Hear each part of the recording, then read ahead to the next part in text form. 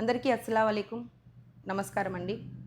మన గుంటూరు పశ్చిమ నియోజకవర్గం కృష్ణబాబు కాలనీలో మహిళపై దాడి జరిగిన సంఘటన చాలా బాధాకరమైన విషయం. ఒక మహిళగా నన్ను కలిచివేసింది. ఏ సమాజంలోనైనా మహిళని అవమానిస్తే ఇది పూర్తిగా అంగీకరించలేని విషయం.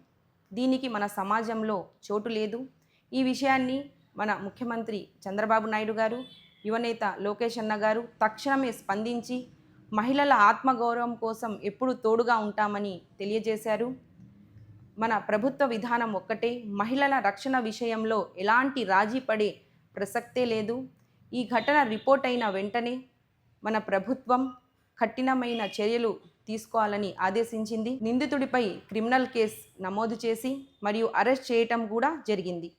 తప్పు చేసిన వ్యక్తికి ఎలాంటి రాజకీయ అనుబంధం ఉన్నా సరే చట్టం నుంచి రక్షణ లభించదు.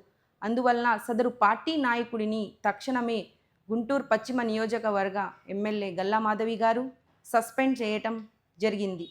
తప్పు చేసిన వారు ఎవరైనా కూడా చట్టం నుంచి తప్పించుకోలేరని తెలియజేస్తూ, మహిళల భద్రతను కట్టుబడి ఉన్న కూటమి ప్రభుత్వాన్ని నేను పూర్తిగా సమర్థిస్తూ, బాధితురాలికి సంపూర్ణ న్యాయం జరిగే విధంగా కూటమి ప్రభుత్వం అండగా ఉంటుందని తెలియజేస్తూ, మీ షేక్ సజీలా, గుంటూరు నగర మాజీ డిప్యూటీ మేయర్.